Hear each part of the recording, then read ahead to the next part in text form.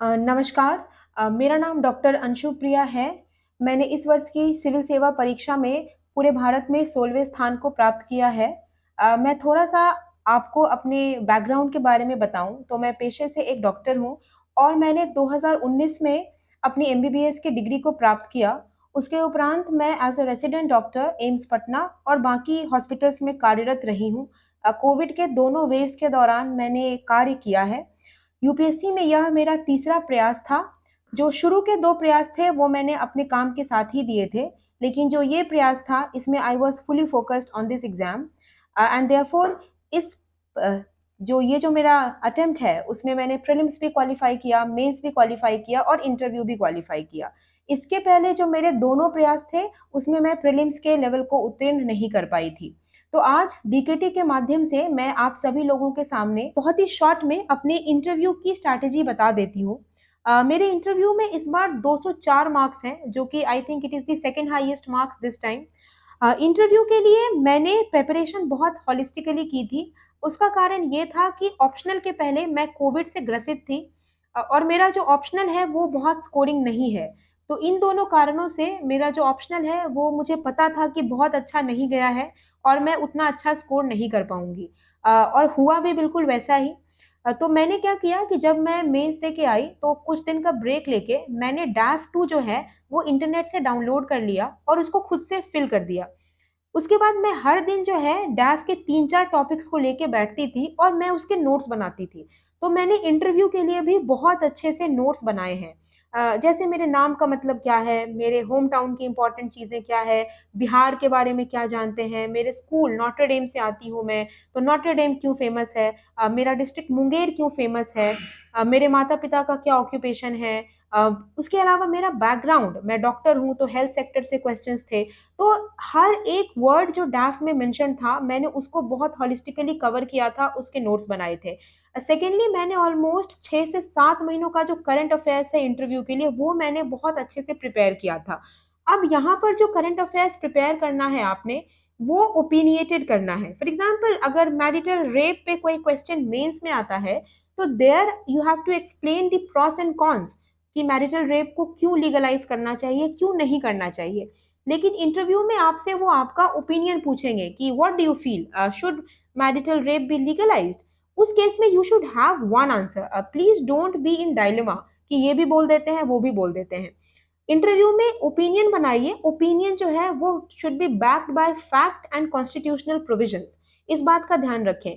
तीसरी चीज, स्टैटिस्टिक्स जो है और तथ्य जो है वो आपके टिप्स पे होने चाहिए। कोई भी हवा में बात नहीं करनी है आपको। यदि मुझे ये कहना है कि मैं स्वास्थ्य के क्षेत्र में इन्फेंट मोर्टालिटी रेट को थोड़ा बेहतर करना चाहती हूँ, तो मुझे मुंगेर का, बिहार का आईएमआर पता होना चाहिए।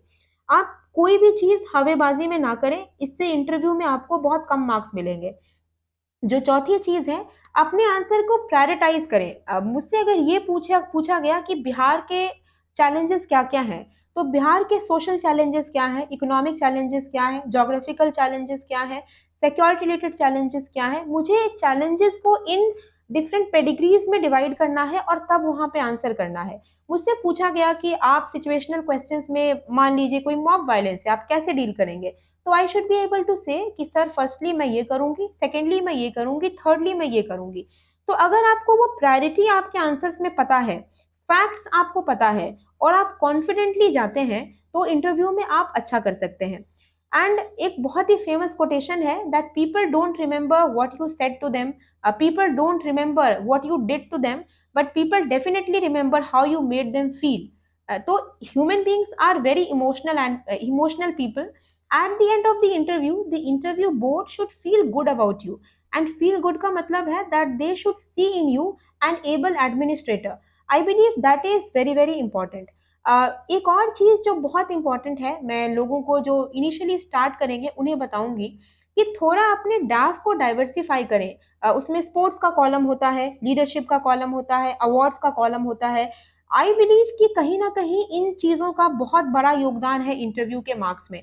जैसे मैं अपने बारे में बताऊं तो मैंने अपने एमबीबीएस के पूरे कार्यकाल में मेरे सबसे ज़्यादा मार्क्स रहे हैं मेरे पूरे कॉलेज में। I was the gold medalist and topper of my entire batch for almost combined 5.5 years. तो जो चेयरपर्सन थे उन्होंने इस बात को बहुत अप्रिशिएट किया। उसके अलावा मैंने काफ़ी सारे लीडरशिप पोजीशंस भी होल्ड किए हुए हैं। कोविड के दोनों वेव्स के दौरान मैंने बिहार डिजास्टर मैनेजमेंट अथॉरिटी के साथ बहुत ग्राउंड लेवल पे काम किया है। तो मुझे याद है कि जो चेयरपर्सन थे वो बहुत इम्प्रेस्ड थे कि आपने कैसे अपनी पढ़ाई को इन चीज़ों के साथ मैनेज किया। तो आई बिलीव दैट जो भी मैंने अपने लाइफ में यूपीएससी के पहले किया था, मुझे उसका कम से कम 15 या 20 नंबर तो फ़ायदा हुआ इंटरव्यू में। Because the chairperson was really impressed just by reading कि you have done this, you have done so well in your college and other stuffs. जिनके पास ये चीज़ें नहीं हैं, वो ना घबराएँ। अगर आप उस दिन अच्छा करेंगे तो डेफ़िनिटली आपको अच्छे मार्क्स आएँगे। लेकिन अगर मान लीजिए कि कोई 11वीं क्लास का या ग्रेजुएशन में जस्ट एंटर कर रहा हो बंदा, तो उसे आई विल सजेस्ट कि कीप योरसेल्फ होलिस्टिक। स्पोर्ट्स खेलिए, पेंटिंग कीजिए, लीडरशिप पोजीशंस को होल्ड कीजिए, कॉलेज की पढ़ाई को सीरियसली लीजिए एंड फिर आप देखेंगे कि आपकी पर्सनैलिटी का डेवलपमेंट इतना होलिस्टिक होगा that you will be able to do good in interview. So I think this is my strategy about mains and interview. So I would like to wish all of you very best and thank you so much.